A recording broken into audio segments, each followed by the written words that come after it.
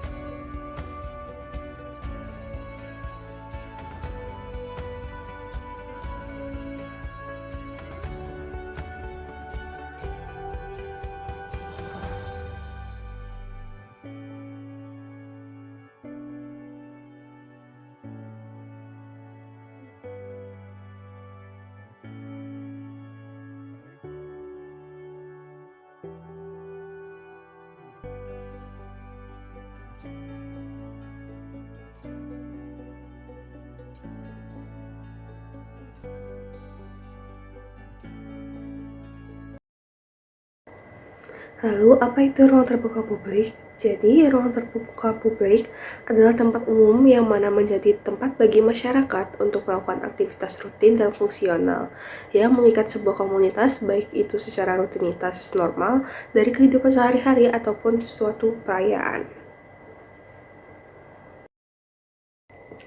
Alun-alun adalah salah satu dari banyak ruang terbuka publik yang ada.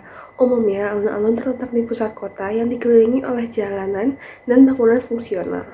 Alun-alun memiliki fungsi sebagai tempat berkumpul dan beraktivitas bagi masyarakat. Selain itu, alun-alun juga dapat digunakan untuk berbagai kegiatan sosial, kegiatan budaya, dan keagamaan. Contohnya seperti festival, perayaan keagamaan, dan lain sebagainya. Dalam konteks sosial, budaya, dan politik, alun-alun juga memiliki fungsi sebagai pusat administrasi dan simbol kekuasaan dari pemerintah setempat. Seperti yang saya bicarakan sebelumnya, alun-alun dapat menjadi tempat wisata bagi masyarakat setempat, atau turis dari luar kota hingga turis dari mancanegara. Seperti alun-alun Kidul atau alun-alun selatan di Yogyakarta. Banyak remaja, pekerja, atau bahkan keluarga meluangkan waktunya untuk ke alun-alun Kidul hanya untuk melepas penat. Bahkan, banyak orang dari luar Jogja mendatangi alun-alun untuk berwisata atau sekedar menyicipi kuliner yang ada di alun-alun Kidul. Sebagai ruang terbuka publik, alun-alun tentu memiliki fungsi, tujuan, dan manfaatnya. Yang pertama, kita akan membahas fungsi dari alun-alun sebagai ruang terbuka publik. Fungsinya sendiri terdiri dari 3, yaitu fungsi sosial, fungsi rekreasi, dan fungsi lingkungan. Yang pertama adalah fungsi sosial. Fungsi sosial sendiri yaitu sebagai tempat berkumpulnya masyarakat, tempat yang memungkinkan terjadinya interaksi sosial antar individu, berbagi pengalaman, hingga memperkuat ikatan sosial antar masyarakat, seperti alun-alun Kidul di malam hari. Di alun-alun Kidul, banyak orang datang untuk duduk menikmati waktu, membeli makanan, dan membeli minuman. Nah, dari membeli makanan dan minuman, fungsi sosial itu bisa terjadi.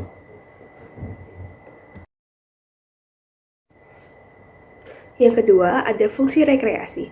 Saat ini, banyak ruang terbuka publik seperti alun-alun menghadirkan kesempatan untuk berkegiatan rekreasi seperti olahraga, berjalan kaki, atau sekedar bermain. Nah, di alun-alun utara dan alun-alun selatan Yogyakarta, terdapat trotoar yang digunakan masyarakat untuk berolahraga di pagi hari.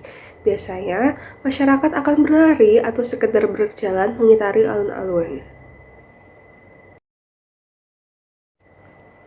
Yang ketiga, ada fungsi lingkungan. Ruang terbuka publik tentu memiliki peran dalam memperbaiki kualitas lingkungan perkotaan. Contohnya, ada taman dan ruang terbuka hijau. Namun, tampaknya pada alun-alun utara maupun alun-alun selatan di Yogyakarta, ruang terbuka hijau tidak begitu banyak. Bisa dilihat bahwa di alun-alun utara dan di alun-alun selatan tidak begitu banyak pohon-pohon sehingga ruang terbuka hijau masih sedikit.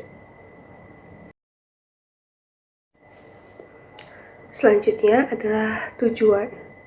Tujuan utama dari ruang terbuka publik adalah untuk menciptakan suatu ruang yang dapat diakses oleh semua orang tanpa membedakan status sosial atau ekonominya, serta menyediakan fasilitas yang mendukung kualitas hidup.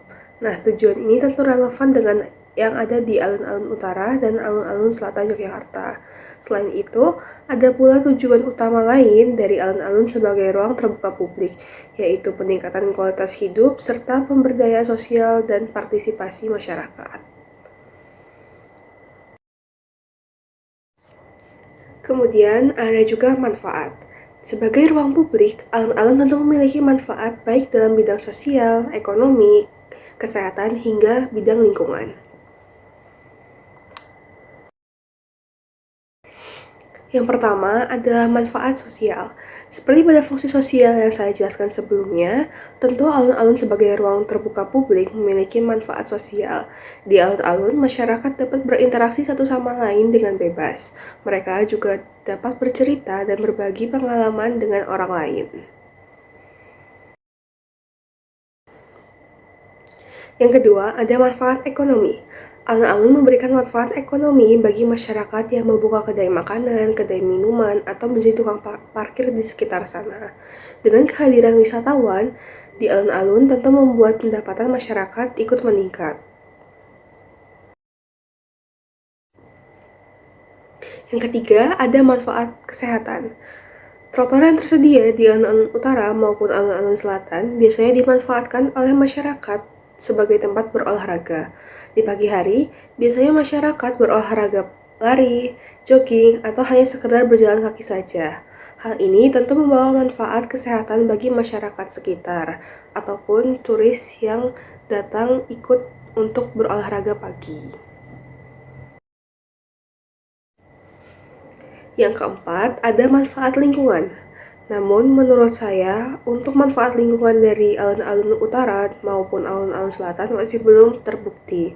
Bisa dilihat dari foto ini dan foto ini yang lebih terlihat gundul. Jadi, alun-alun utara maupun alun-alun selatan itu belum terbukti manfaat lingkungannya karena tidak ada ruang terbuka hijau, sehingga manfaatnya masih belum tercapai.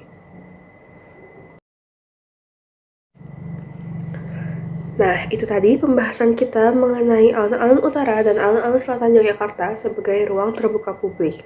Meskipun begitu, alun-alun utara dan alun-alun selatan bukan hanya sekedar ruang terbuka publik yang ada di tengah kota, namun lebih dari itu. Keduanya merupakan saksi bisu dari dinamika sosial dan budaya Yogyakarta. Di tengah padatnya aktivitas perkotaan, ruang terbuka publik menjadi pengingat bahwa kota yang baik bukan hanya sekedar infrastruktur, tapi juga tentang ruang yang memberi tempat bagi masyarakat untuk hadir dan berinteraksi satu sama lain. Sebagai masyarakatnya, tentu kita memiliki peran untuk menjaga fungsi dan tujuan ruang terbuka publik agar tetap inklusif dan relevan bagi seluruh kalangan masyarakat.